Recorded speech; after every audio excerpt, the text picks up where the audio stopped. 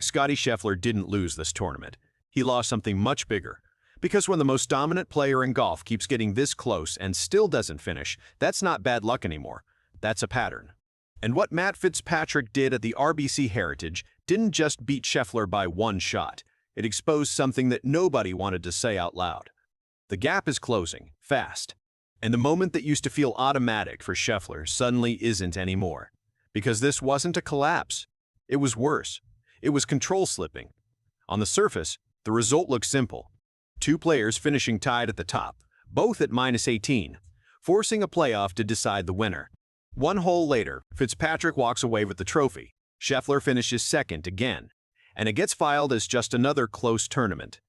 But the deeper story isn't in the scorecard. It's in how the entire situation unfolded. Because for most of that final stretch, it didn't look like Scheffler's tournament at all. Fitzpatrick was the one in control, not in a flashy or aggressive way, but in the kind of composed, calculated rhythm that usually signals a player who knows exactly how to close. Every shot felt intentional, every decision aligned with the moment, and everything pointed toward a clean finish, and then the pressure arrived at the worst possible time. The final hole, victory in sight, and a mistake that changed everything. A bogey that instantly reopened the door, and the moment that door opened, Scheffler stepped into it exactly the way he always has. No panic, no hesitation, just execution. Back-to-back birdies, perfectly timed, surgically precise, and suddenly, a tournament that looked decided was pulled back into uncertainty. That's the version of Scheffler the entire field has been dealing with for months. The one who doesn't need to dominate early, because he knows when the moment matters most, he can take control and finish it.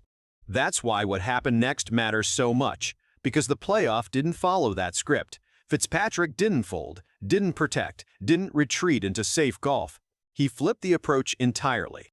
The hesitation from the 18th hole disappeared, replaced by aggression and conviction.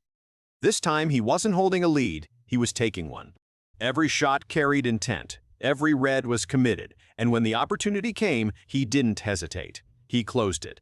Not because Scheffler made a mistake, but because he refused to play like the moment belonged to someone else. And that's a very different kind of win. It's not survival, it's belief. But the moment didn't end there. Because what Fitzpatrick said after the win shifted the entire conversation even further. He didn't just acknowledge the result, he challenged it. He pointed directly at Scheffler's game and suggested that in the moments that matter most, especially on the greens, something isn't the same. Puts that used to drop aren't falling as consistently under pressure. That's not just commentary.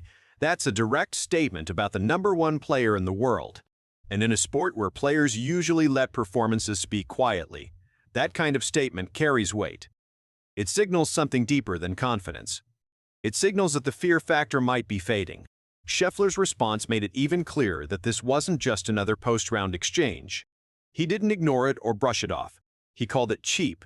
Not wrong, not inaccurate, but cheap. And that distinction matters, because it shows exactly how he interpreted the comment. This wasn't about numbers or analysis. This was about perception, about how he's being seen in these moments. He defended his consistency, pointed out that he's still right there every single week, and then reframed the pressure completely. According to him, the mistake on 18 wasn't Fitzpatrick cracking under pressure. It was the result of being chased, of knowing Scheffler was coming. And just like that, the conversation shifted from performance to psychology. Because now the real question isn't what happened in this playoff, it's why this keeps happening. This isn't the first time Scheffler has been right there and not finished. The Masters told a similar story. In contention, in control of large parts of the tournament, but not closing. Now again at the RBC Heritage, one shot away. When the same outcome shows up in different environments, it stops being coincidence and starts becoming a pattern. And patterns at this level usually point to something deeper than execution. If you break down his game, the structure is still elite. Ball striking remains one of the best on tour. Tee green performance hasn't dropped off. Consistency week to week is still there.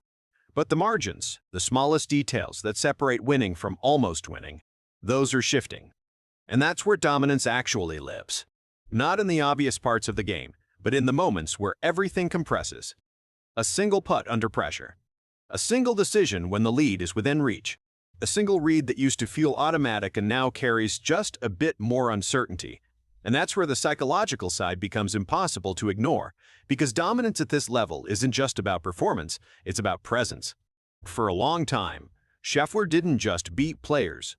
He controlled how they played. Opponents stepped onto the course knowing they had to be perfect, knowing that even a small mistake would be punished.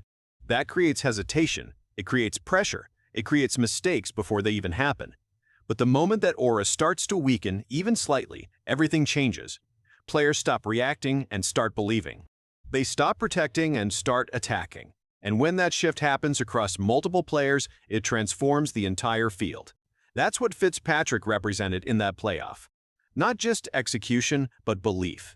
The belief that the moment didn't belong to Scheffler anymore. And once that belief shows up and succeeds, it spreads. Because confidence at this level is contagious. Other players see it, feel it, and carry it into their own rounds. And that's when the gap starts to close. Not because the dominant player falls off, but because everyone else steps up at the same time. So this isn't a collapse. It's something much more subtle and much more important. It's a shift. Scheffler is still the best player in the world. Still consistent, still in contention almost every time he tees it up. But the space he once occupied alone is starting to fill. And when that happens, the pressure doesn't disappear, it redistributes. It moves back onto him in those final moments where outcomes are decided. At the same time, this creates something the PGA Tour hasn't consistently had during dominant runs. Uncertainty. Not chaos, but competition. The kind where multiple players step into the final round believing they can win, not just hoping for a mistake. And when that belief spreads, tournaments change. Playoffs like this happen. Statements like Fitzpatrick's get made. Responses like Scheffler's follow. And suddenly, it's no longer just about results. It's about control. Because that's really what this moment comes down to. Control. Who has it? Who feels it? And who believes it belongs to them? For a long time, that answer was clear. Right now, it's starting to shift. And when control in a sport like golf starts to move, it doesn't happen all at once. It happens in inches, in margins, in moments exactly like this one. And that's why this wasn't just another playoff. It was a signal,